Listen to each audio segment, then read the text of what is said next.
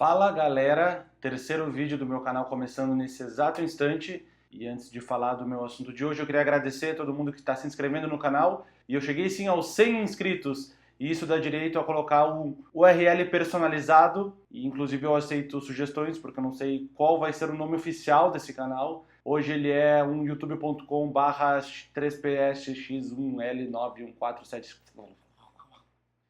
O meu assunto de hoje é jogadores ruins que disputaram um jogo de All-Star Game. Não necessariamente jogadores ruins, mas os piores jogadores dentre os que disputaram um All-Star Game. É lógico que um jogador que disputa um All-Star Game não é ruim, mas às vezes é um jogador que está muito bem naquele exato momento, naquela semana, e se tu for olhar de repente do futuro para 10 anos atrás, tu vai perceber como que esse cara jogou um All-Star Game.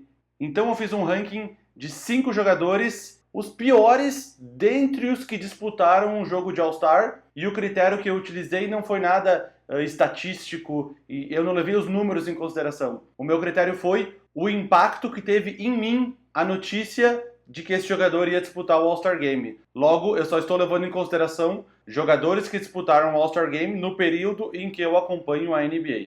O quinto lugar do meu ranking é de um All-Star Game bem recente, do All-Star do ano passado, Kyle Korver. Ele não foi votado pelo público e ele não foi escolhido pelos técnicos. Mas o Dwayne Wade se machucou e o comissário da NBA, o Adam Silver, ele precisava indicar um jogador. Então ele foi lá e indicou o Kyle Korver. Aí eu pergunto, por que ele indicou o Kyle Korver? Se for pegar as médias dele na temporada 2014-2015, elas não eram dignas de um All-Star. 12.1 pontos por partida, 4.1 rebotes e 2.6 assistências. Quem acompanha a NBA sabe que a grande virtude do Kyle Korver são os arremessos de 3 pontos, e nisso sim, ele tinha uma média muito boa de 49%. Mas o verdadeiro motivo de ele ter jogado o All-Star Game é que tudo isso aconteceu no timing perfeito para ele. Por quê? O All-Star Game ele é disputado em fevereiro, e no mês de janeiro de 2015, o Atlanta Hawks, time dele, teve uma campanha perfeita de 17 vitórias e nenhuma derrota. Sabe o prêmio de jogador do mês que a NBA dá? Ela deu para o time inteiro do Atlanta. Ela dividiu o prêmio entre os 5 titulares do Atlanta: Horford, Millsap, Carroll, o Teague e o Kyle Korver. E aí, aproveitando o embalo do Atlanta Hawks, o Kyle Korver acabou sendo beneficiado com essa escolha para o All-Star Game, onde ele seria companheiro de time de outros 3 jogadores. O Horford, o Millsap e o Jeff Teague também estavam naquele All-Star Game. Ou seja, o Atlanta foi representado por 4 jogadores. Mas se a gente for pegar a média histórica da carreira do Kyle Korver, ele realmente não tem números de All-Star. Até a temporada passada, a média dele era de 10 pontos por partida, 3.1 rebotes e 1.8 assistências. Médias históricas longe de um jogador All-Star.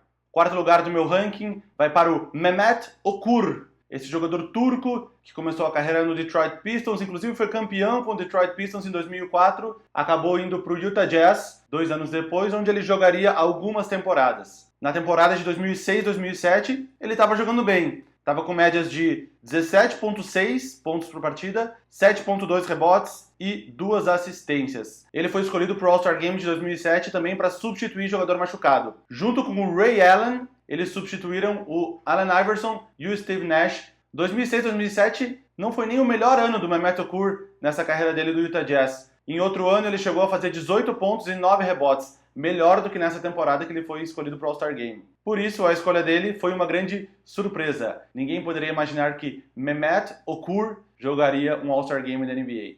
O terceiro lugar do meu ranking vai para este alemão-americano chamado Chris Kaman.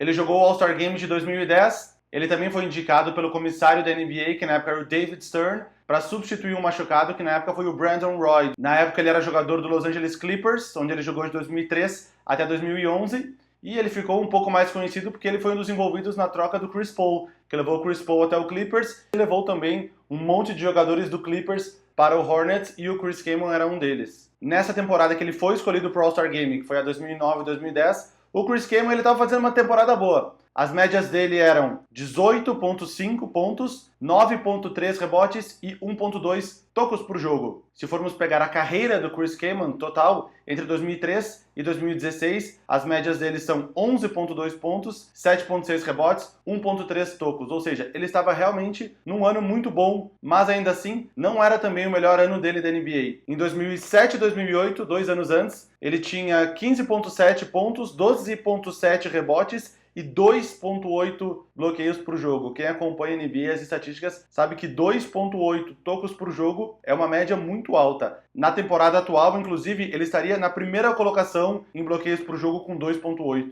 Nesse ano de 2007, 2008, inclusive, ele quase conseguiu um triple-double. Ele conseguiu 10 pontos, 12 rebotes e 9 tocos no jogo. Ele ficou a um toco do que seria o seu único triple-double da carreira, coisa que ele acabou não conseguindo. Mas justamente por ele não ter sido um All-Star na temporada 2007-2008, onde foi o melhor ano da carreira dele, foi uma grande surpresa ele ter sido escolhido para o All-Star Game de 2010, pois a melhor fase da carreira dele já tinha passado.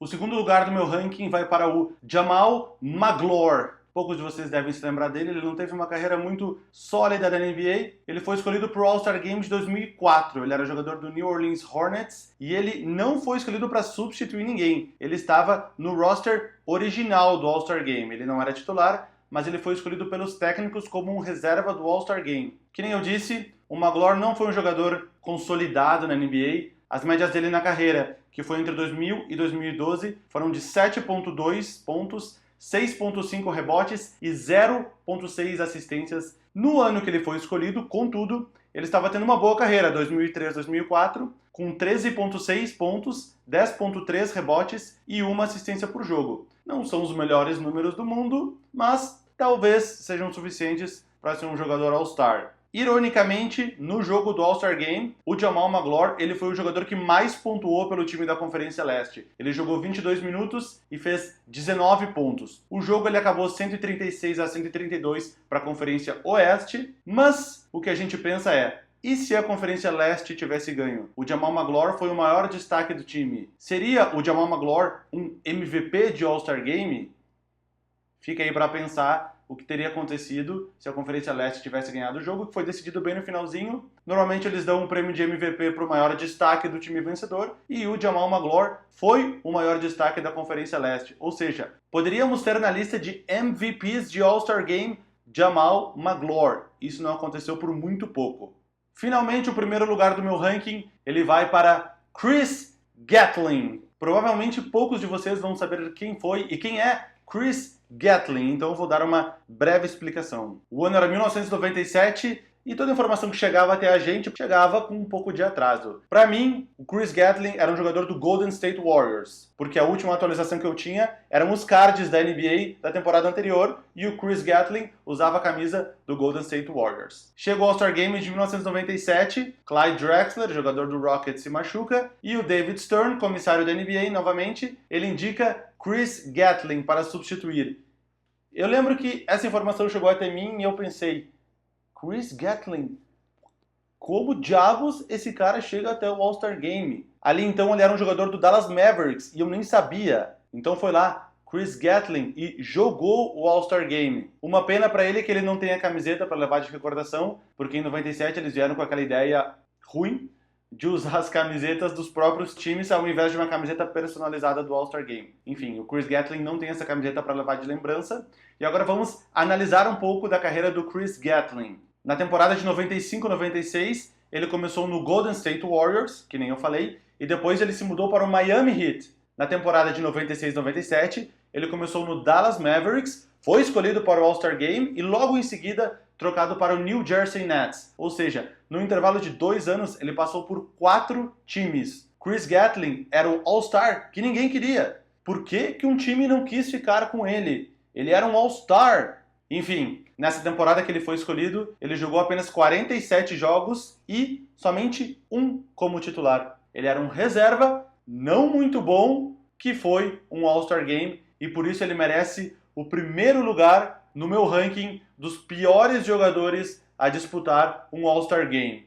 Então é isso, galera. Existem ainda muitos outros jogadores com carreiras pouco consolidadas que disputaram outros All-Star Games. Eu, novamente, usei o critério do impacto que a notícia teve em mim na época, por isso eu escolhi os meus 5 piores jogadores a terem disputado um All-Star Game. Então, assinem o canal, deem uma sugestão para o nome do canal. Eu já tenho um amigo que prometeu fazer uma vinheta para o canal, mas para isso a gente precisa de um nome para o canal. Coloquem aqui embaixo nos comentários e até o próximo vídeo. Chris Gatling with the air ball. Gatling 0 for 6 from the field.